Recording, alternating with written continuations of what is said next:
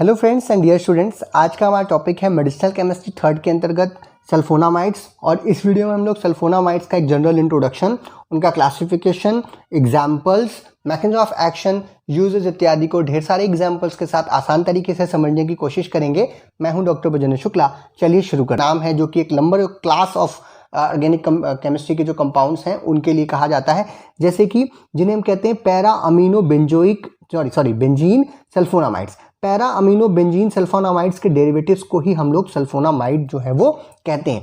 ये स्ट्रक्चर बहुत ही बेसिक सा स्ट्रक्चर आपके सामने मैं रख रहा हूँ, जहाँ पे हम देख रहे हैं कि एक बेंजीन है।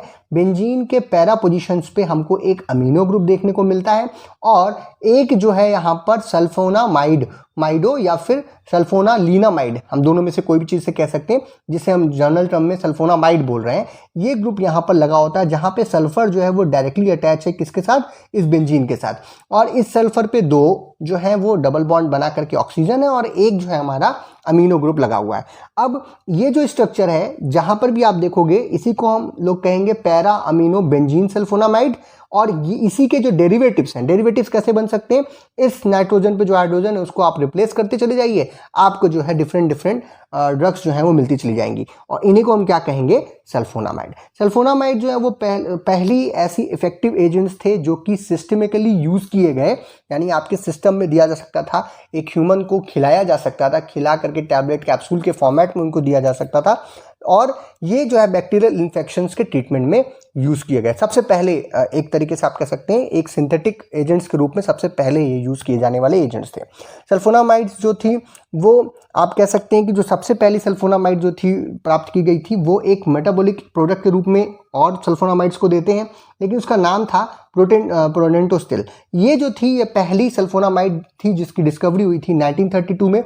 बाद में देखा गया कि जब ये शरीर के अंदर जाती है, जिसका स्ट्रक्चर आपके सामने ये शरीर में जाती है, इसका यहाँ पर क्या होता है, ब्रेकडाउन होता है, आप कह सकते हैं कि रिडक्शन होता है और ये NH2 ग्रुप में वापस से कन्वर्ट हो जाती है और हमें क्या मिलता है, ये सिंपल ड्रग के फॉर्मेट में हमें प्राप्त होती है। तो आज के टाइम में इसे हम मानते हैं कि ये इसका क्या है, प्रोड्रग के रूप में इसका प्रयोग कर सकते हैं। तो सल्फोनामाइड जो है वो टोटल एक तरीके से आप कह सकते हैं सिंथेटिक सब्सटेंस है। ये अब नेचुरल नहीं है आज के समय में, इन्हें हम सिंथेटिकली प्राप्त कर ले रहे हैं और ये जो है सिंपल सिंथेटिक प्रोसीजर्स के द्वारा जो है इनका प्रयोग किया जा सकता है। जैसे कि पैरा अमीनो बेंजीन आपने ली और उसके ऊपर सल्फोनामाइड जो है ग्रुप जुड़वा दिया, आपका जो है काम हो गया। तो इस तरीके के सिंथेटिक प्रोडक्ट्स का आसानी से इनकी सिंथेसिस भी हो जा रही है। एंटीबैक्टीरियल जो सल्फोनामाइड्स होते हैं, ऐसे एंटीबैक्टीरियल जहाँ पे सल्फोनामाइड ग्रुप हमको देखने को मिलता है, यानी कि सल्फोनामाइड ग्रुप कौन सा है हमारा, SO2NH2, इसी को हम कहेंगे सल्फोनामाइड ग्रुप। ये अगर है तो ऐसे एंटीबायोटिक्स को हम लोग सल्फोनामाइड एंटीबैक्टीरियल्स के रूप में जानते हैं। ये जो एजेंट्स हैं हमारे, ये ग्राम पॉजिटिव बैक्टीरिया के अगेंस्ट तो बहुत ज़्यादा एक्टिव हैं, ग्राम नेगेटिव और ग्राम पॉजिटिव दोनों, जैसे खास करके कोकाई के लिए और कुछ ग्राम नेगेटिव बैसिलिस के लिए भी जो है ये कारगर हैं, साथ ही साथ प्रोटोजोआ के ऊपर भी कारगर होते हैं। जो एंटीबैक्टीरियल एक्टिविटी है सल्फोनामाइड्स की, वो दो चीज़ों पर निर्भर करती है। पहला तो ये कि जो सल्फर है हमारा सल्फोनामाइड का या सल्फोनामाइडो का, वो क्या करेगा, डायरेक्ट जो है वो बेंजीन के साथ जुड़ा हो, यानी उसके बीच में कोई हमको चेन कार्बन या कोई और एटम नहीं चाहिए। दूसरा, जो हमारा पैरा पोजीशन पे अमीनो ग्रुप लगा हुआ है वो हमारा क्या होना चाहिए, फ्री होना चाहिए। जैसा कि मैंने पहले सार में भी बताया एक वीडियो में आपको सल्फोनामाइड्स के, तो ये देखिए ये है हमारा बेंजीन जिसके ऊपर ये अमीनो ग्रुप लगा हुआ है जिसे हम पैरा अमीनो ग्रुप बोल रहे हैं, और ये हमारा सल्फामेडो ग्रुप लगा हुआ है। इस पे जो हमारे पूरे सल्फोनामाइड में जो दो नाइट्रोजन है उनका हम इसको कहते हैं नाइट्रोजन नंबर 1, इसे कहते हैं नाइट्रोजन नंबर 4, ठीक है। तो ये आपको याद रखना है। और ये जो नाइट्रोजन 1 है, इस नाइट्रोजन 1 को जनरली यहाँ पर जो H है उसको हम लोग रिप्लेस करके R ग्रुप लगा सकते हैं। ये नाइट्रोजन जो है वो प्राइमरी नाइट्रोजन भी हो सकता है या फिर सेकेंडरी नाइट्रोजन के रूप में भी हो सकता है। ये जो अमीनो ग्रुप है, इस R पे जो है हम लोग जनरली हाइड्रोजन लगा रहे हैं, कुछ बहुत सारे ड्रग्स आपको हाइड्रोजन वाली मिलेंगी, उसको हटा के कुछ एरोमेटिक या हेट्रोसाइक्लिक रिंग सिस्टम लगा सकते हैं, तो बहुत ही पोटेंट कंपाउंड हमको यहाँ पर मिलता है। तो जो जरूरी चीज़ है वो है ये अमीनो ग्रुप। ये अमीनो ग्रुप फ्री होना चाहिए। यहाँ पर इस अमीनो ग्रुप को अगर आप छेड़ते हैं, कुछ और लगाने की कोशिश करते हैं, जैसे एल्किल ग्रुप लगाते हैं, कोई एक्टिविटी नहीं प्राप्त होती। मोनो या डाई सब्स्टिट्यूशन कर देते हैं इस हाइड्रोजन का, तब भी कोई एक्टिविटी नहीं मिलती। लेकिन अगर इस हाइड्रोजन को हटा करके कुछ एसाइल ग्रुप लगाते हैं तो हमें प्रो ड्रग प्राप्त होता है, जो हमारे शरीर के अंदर जाने के बाद टूट जाएगा और वापस से हाइड्रोजन यहाँ पे इसको मिलेगा और ये इस वापस से इसी कंडीशन में यानी कि फ्री अमीनो ग्रुप में कन्वर्ट हो जाएगा। तो इसकी प्रोडक्ट बना करके इसकी एक्टिविटी को हम बढ़ा सकते हैं। यहाँ पर केवल जो बेंजीन रिंग है उस पर केवल पैरा पोजीशन पे हमको सब्स्टिट्यूशन करनी है। अगर और पोजीशंस पे हम सब्स्टिट्यूशन करने लगेंगे तो एक्टिविटी क्या हो जाएगी, चली जाएगी। तो ये चीज़ हमें याद रखनी है, इसके स्ट्रक्चर में जरूरी बात है। और अगर कोई और हेटेरोसाइक्लिक रिंग लगाने की कोशिश करते हैं या कोई और एरोमेटिक रिंग लगाते हैं बेंजीन को हटा करके, तब भी इनएक्टिव प्रोडक्ट जो है हमें प्राप्त होते हैं। तो ये इसके स्ट्रक्चर की खास बातें हैं। अब बात करते हैं क्लासिफिकेशन की।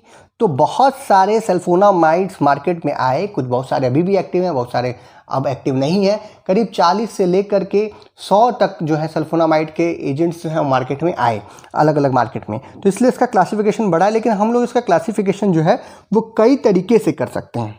कहने का मतलब कई बेसिस में कर सकते हैं। जैसे सबसे पहला बेसिक है हमारा, जो बेसिस है वो है साइट ऑफ एक्शन, यानी साइट ऑफ एक्शन के आधार पर हम इसका जो क्लासिफिकेशन है वो कर सकते हैं।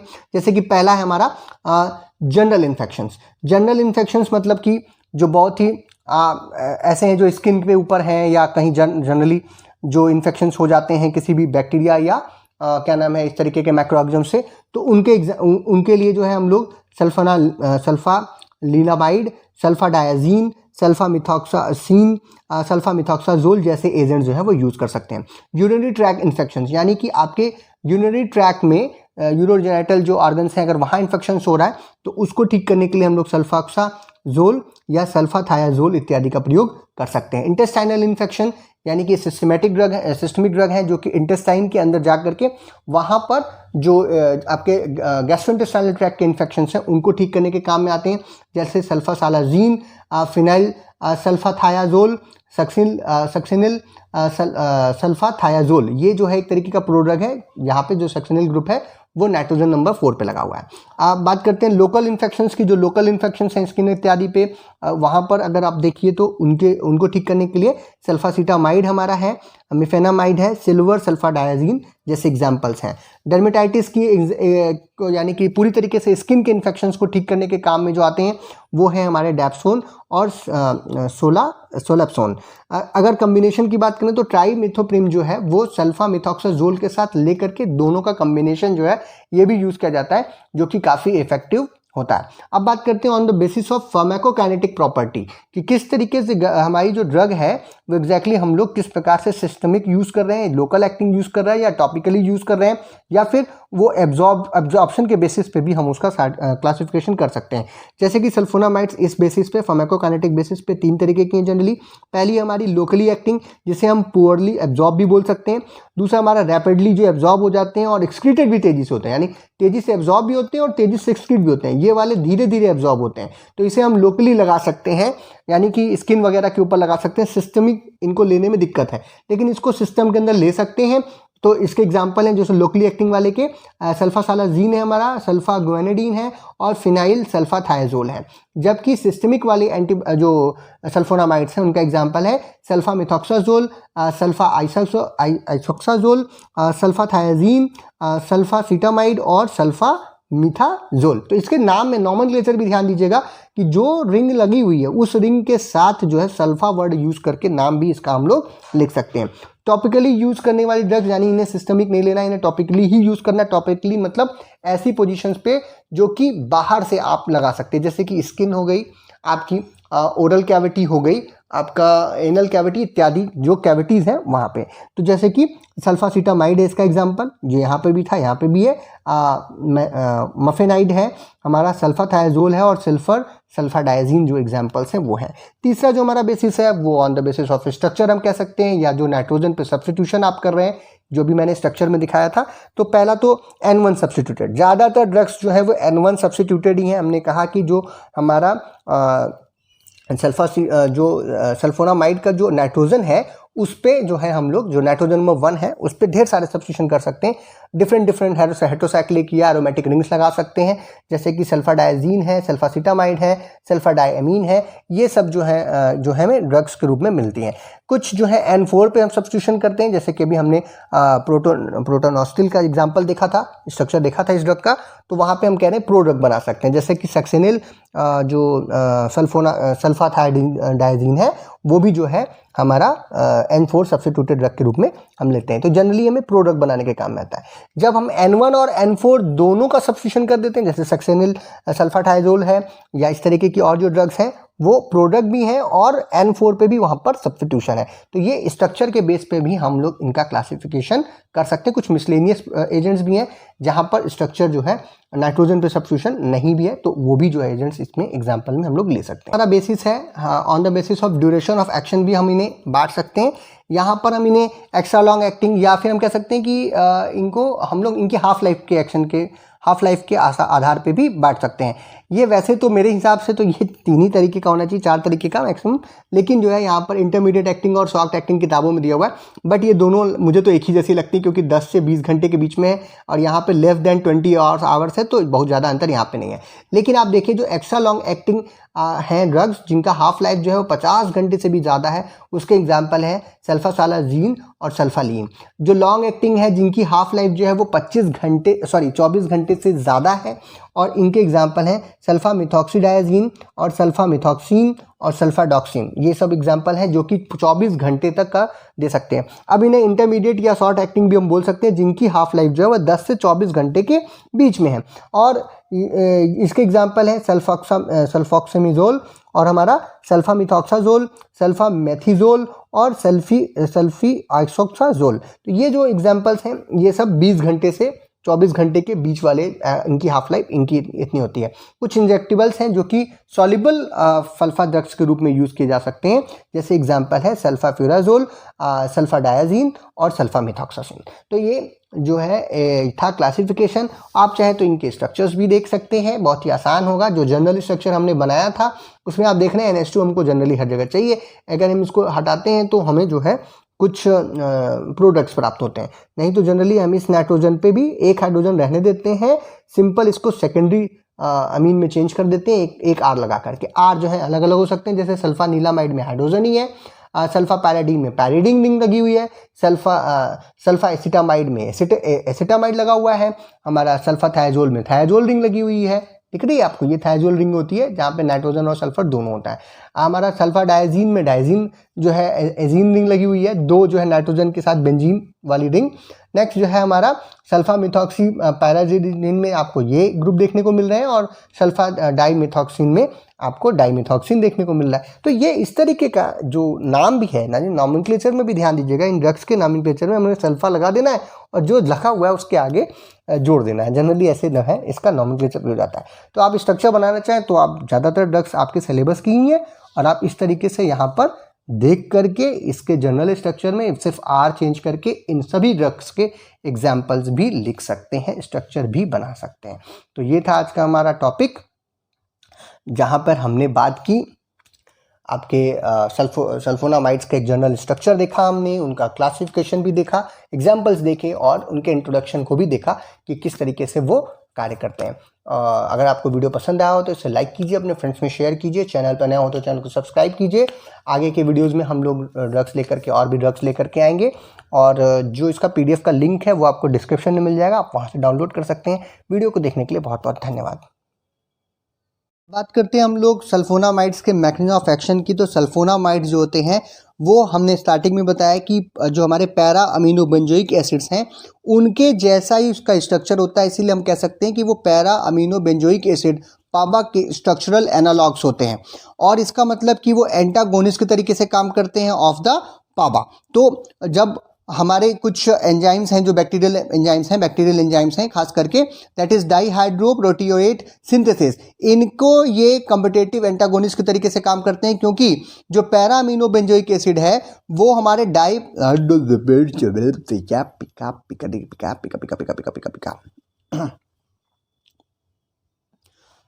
अब हम बात करते हैं mechanism of action of sulphonamides की। सल्फोनामाइड्स जो हैं वो स्ट्रक्चरल एनालॉग्स होते हैं पैरा अमीनो बेंजोइक एसिड, जिसे हम पाबा बोलते हैं, और साथ ही साथ ये इसके कम्पिटिटिव एंटागोनिस्ट भी होते हैं पाबा के।